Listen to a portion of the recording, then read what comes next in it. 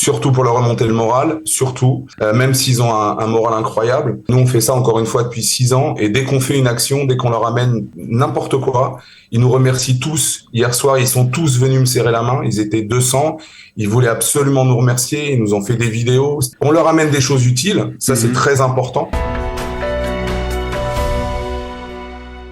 On va parler encore de Khayali, mais aussi, surtout, et encore des actions qui sont faites, toutes ces initiatives extraordinaires qui sont organisées depuis le début de la guerre. Il faut dire que ça a commencé pratiquement quelques heures après le déclenchement de cette guerre, le 7 octobre. On a vu déjà les populations civiles se mobiliser. Et c'est le cas aussi d'une autre association qui s'appelle Yardav Avur Chayalenu, ensemble pour nos soldats, et nous sommes pour en parler avec Olivier Krevieski. Est-ce que j'ai bien prononcé? Ouais, bonjour, absolument, c'est parfait. Bonjour Olivier, alors parlez-nous d'abord de cette association Yardav Avur Chayalenu, ensemble pour nos soldats. Ouais, complètement. En fait, avec mon épouse et mes enfants, on a fait l'Aliyah il y a 7 ans. Donc on est arrivé en Israël, on est arrivé à Hadera, et déjà avant, on pensait et on devait faire pour les soldats. Parce que moi, c'est ce que je dis sur toutes nos actions, si les soldats sont pas là, on n'est pas là. Le calcul, il est vite fait. Donc dès le début, en fait, on a décidé avec mon épouse de créer en fait un groupe d'amis. On n'a pas appelé ça une association, parce que c'était pas une association, c'était un groupe d'amis. Et en fait, on a essayé de mettre des gens dans tout Israël, et depuis 6 ans, en fait, on essaye de faire des opérations et des actions en fait dans tout Israël. Donc, on faisait ça tous les dimanches à peu près, parce que tout le monde, enfin, les Français travaillaient pas le dimanche, donc on arrivait à s'organiser, on faisait quelque chose de bien. Et samedi soir, on a vu ce qui s'était passé, et là, ça a été lunaire, c'est-à-dire nos WhatsApp n'ont pas arrêté de sonner. Depuis 18 jours, on a reçu des centaines de WhatsApp par jour, entre 20, 30, 40 demandes de base par jour. Donc au début, la première semaine, c'était un peu compliqué, puisqu'en fait, on était dans tous les sens. Ma femme a arrêté de travailler pour faire que ça. Donc c'est une association, on est 100% bénévole. Tout ce que les gens nous donnent, c'est uniquement pour les soldats. Donc il n'y a aucune personne qui est payée dans cette association.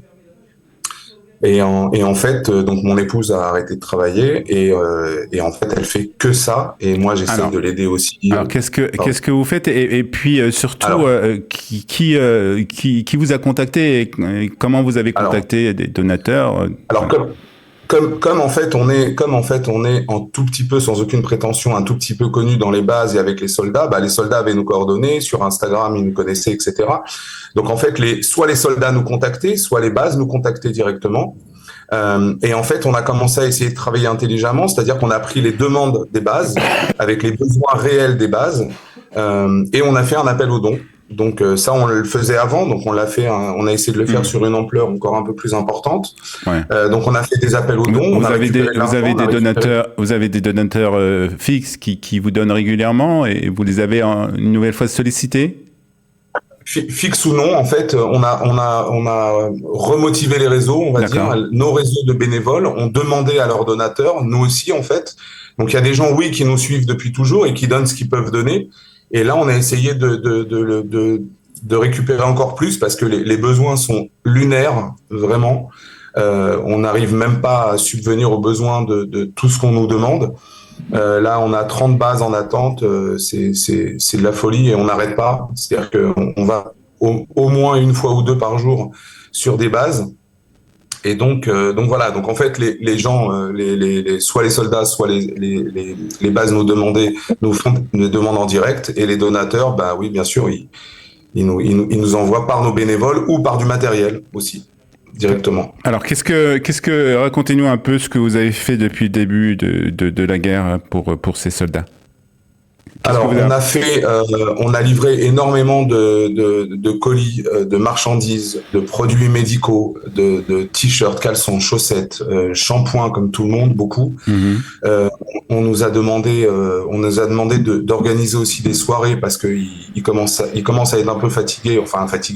Ils sont hyper motivés, nos soldats. J'étais encore hier sur une base pas très loin de Natania, dans un endroit un peu pas trop sécure, bref. Et en fait, ils nous ont demandé, parce que c'est des commandos, ils nous ont demandé de leur organiser une soirée. Donc avec mon ami Fred qui habite à Natania et son réseau, en fait, on a réussi, et avec nos bénévoles, on a réussi à acheter, par exemple, 100 blousons chauds pour ces commandos-là. Et on leur a fait une soirée pizza. Donc en fait, on a pris un vrai pizzaiolo avec des vrais fours à pizza. Il y avait 4 fours énormes. Ils étaient au moins une quinzaine à préparer ça. Ouais, Et on leur a fait une soirée pizza. Plus on leur a offert plein de choses, tout ce qu'ils ont besoin, c'est-à-dire un peu de sucrerie. Tout ce qu'ils nous demandent, on essaye de le faire. c'est pour leur C'est très remonter, simple. c'est bien sûr, c'est très utile, mais c'est aussi pour leur remonter le moral quelque part. Surtout pour leur remonter le moral, surtout, même s'ils ont un moral incroyable. Nous, on fait ça encore une fois depuis 6 ans, et dès qu'on fait une action, dès qu'on leur amène n'importe quoi, ils nous remercient tous. Hier soir, ils sont tous venus me serrer la main. Ils étaient 200. Ils voulaient absolument nous remercier. Ils nous ont fait des vidéos. Donc, on leur amène des choses utiles. Ça, c'est très important. Il faut le savoir. C'est-à-dire qu'on va pas leur amener n'importe quoi. On leur amène ce qu'ils nous demandent. Et en plus, on essaye de leur donner un peu de réconfort, un peu d'oxygène. C'est ce que moi j'appelle donner de l'oxygène à nos soldats. Et encore une fois, ils sont hyper motivés, ils sont sûrs d'eux, mais ils ont toujours besoin. En fait, ils nous l'ont dit. C'est-à-dire que eux, ce qu'ils adorent. Justement, par rapport aux besoins des soldats, comme vous l'avez dit au début, ça allait un peu dans tous les sens. Aujourd'hui, c'est quand même beaucoup plus ciblé. Et les choses sont beaucoup plus ciblées. Et on a entendu, certaines personnes étaient un peu, on va dire, surprises du fait que des soldats demandent certains équipements militaires comme toutes sortes de choses, des casques, des choses comme ça. Des gilets pare-balles. Des gilets pare-balles. C'est des choses qui ont existé, qui existent encore. C'est des besoins qui existent encore. Bien sûr. Alors, là, on met le point sur un sujet très important. Il y a eu un communiqué qui a été fait par le gouvernement comme quoi on n'avait pas le droit, association ou individuel, on n'avait pas le droit de donner un gilet pare-balles à un soldat, un gilet pare-balles ou un casque. Donc ça, c'est sorti il y a à peu près 4 jours. Nous, en fait, dès le début, on n'a pas été dans cette direction parce que c'était pas notre direction et parce que j'ai tout de suite compris. Derrière moi, j'ai un tableau qu'on s'est fait pour toutes les demandes. Aujourd'hui, si j'ai 10 000 gilets pare-balles, je les donne. Mais un gilet pare-balles, ça vaut très très cher. Ouais. Et j'ai compris qu'avec nos donateurs, on n'y arriverait pas. Voilà. Donc on n'a pas été dans cette direction. Et on a bien fait en fait, puisque en fait c'est très compliqué psychologiquement parce qu'on a des demandes tous les jours de soldats qui nous disent moi je suis à Jenin, moi je suis ici, moi je suis là, j'ai pas de gilet pare-balles, ça serait bien pour moi, etc. Donc en fait je pense que ce qui a été fait je les ai vus les vidéos par des soldats, ça a très mal été fait.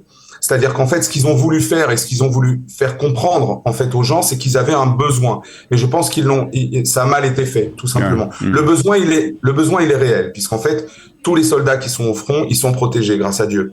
Mais il faut pas oublier qu'il y a des gens aussi, il y a des gens aussi dans des endroits où ils font des gardes et ils aimeraient aussi. Voilà, ils aimeraient être protégés. Donc, je pense que ça a mal été fait. Il y a un réel besoin, mais aujourd'hui, nous, en tout cas, en tant qu'association, on n'a pas le droit de le faire. Voilà, ça c'est clair et net. Et heureusement qu'on ne l'a pas fait, puisqu'on n'a pas le droit. Voilà. Donc les gens sont un peu. Moi, j'ai encore eu un papa hier qui m'a dit, mais moi, j'ai soulevé 20 000 euros pour acheter des gilets pour mon fils dans sa base. Il me dit, t'as pas quelqu'un qui peut me les vendre? Je lui dis, si, je l'ai, mais je te le donnerai pas parce que tu n'as pas le droit de le faire. C'est-à-dire qu'ils vont pas arriver dans les bases, ils vont être arrêtés à l'entrée des bases et enfin, ça arrivera pas directement. Pire que ça, parce qu'on peut très bien imaginer le donner à quelqu'un et le faire passer, etc. Mais la personne qui le fait, il risque de la prison aujourd'hui. Ça, c'est le communiqué du gouvernement. Donc, on n'a pas le droit de faire n'importe quoi, que ça soit individuellement ou en tant que bénévole, c'est pas possible. On peut pas. Donc, les besoins aujourd'hui, ce sont alors surtout amener, voilà, comme vous avez fait des soirées pizza. Je suppose que vous devez faire aussi des soirées barbecue, des choses comme ça. À la H barbecue, mais ça, c'est des petites choses. C'est-à-dire que ça, on essaye de temps en temps de le faire, mais ça coûte extrêmement cher. Donc, nous, ce qu'on essaye de faire vraiment, c'est le besoin le plus important. Et c'est là, on a une base de Netzer Yehuda, par exemple, qui nous ont demandé des t-shirts, des caleçons, des chaussettes, à chaque fois 100 pièces. Donc, ça monte très vite. On a des fois, on a des demandes où on est à 2-3 000 shekels pour une base, et des fois, ça peut monter à 20-25 000 shekels. Donc, des manteaux chauds. On a livré des manteaux chauds. On a livré 500 filles dans le nord, à la frontière du Liban. On a livré pour une unité d'élite aussi. Ils avaient des sacs à dos, mais techniques. C'est des unités d'élite. Ils ont besoin d'avoir leur sac sur eux parce que tout est à l'intérieur de leur sac. Ils sont pas spécialement dans une base, donc ils avaient besoin de ces sacs. Ça coûte très cher. On les a achetés, on les a livrés. Donc on essaie de faire des choses vraiment précises, c'est-à-dire que des fois on reçoit des demandes un peu délirantes, mais c'est pas grave, on n'y va pas. Des montres, des choses comme ça. Moi je leur dis on n'est pas là pour vous fournir des montres. Malheureusement j'aimerais mais je peux pas. Donc on va à l'essentiel. Et l'essentiel c'est des produits de bien-être, des lingettes, parce que il y a des soldats aujourd'hui, ça fait 13 jours qu'ils n'ont pas pris de douche. Et ça c'est la réalité. Ok. Donc voilà, des t-shirts parce que s'ils se lavent pas. Mais voilà, par exemple. Très bien. Donc vous continuez cette action. Pour vous contacter, on mettra bien entendu si vous avez un site, et un numéro de téléphone. Par Instagram. Ouais, par Instagram, c'est plus facile. Tous Yachad Hayalenu, ou par Facebook. On est en train de finir, parce qu'on a été débordé, donc on est en train de finir le site internet. On a un ami qui nous le fait comme ça gracieusement. Donc en hébreu, on marque Yachad Avur Hayalenu. En français, en phonétique, Yachad, Y-A-H-A-D, Avur Hayalenu. Très bien. Okay, on mettra en tout cas tous ces renseignements dans le pitch qui accompagnera cette émission. En tout cas, bravo pour votre. Juste une chose. Ouais. Une dernière chose, parce que pour moi, c'est très très important de remercier les gens. Ça va durer 10 secondes, pas plus. Ouais. Moi, je veux remercier tous nos soldats, tous nos Hayalim. Sans eux, on n'est pas là. C'est très simple. Le calcul, il est vite fait. Je veux remercier tous les donateurs, tous les bénévoles. On a commencé à 2 avec mon épouse. Aujourd'hui, on est plus de 100 sur notre groupe de bénévoles. Magnifique. Je voulais remercier une jeune fille qui a fait quelque chose d'extraordinaire, qui s'appelle Terry en France. Elle a fait un TikTok. Elle a eu des millions de vues. Elle a réussi à remplir 6 camions entiers de marchandises. Elle s'attendait à avoir 400 personnes dans le magasin de ses parents. Ils étaient 2500 personnes à venir à Paris pour donner aussi des choses pour nos soldats. Elle s'appelle Terry. Je voulais la remercier. Et je voulais remercier mon ami aussi Fabrice Alphon, qui est kiné à Ranana.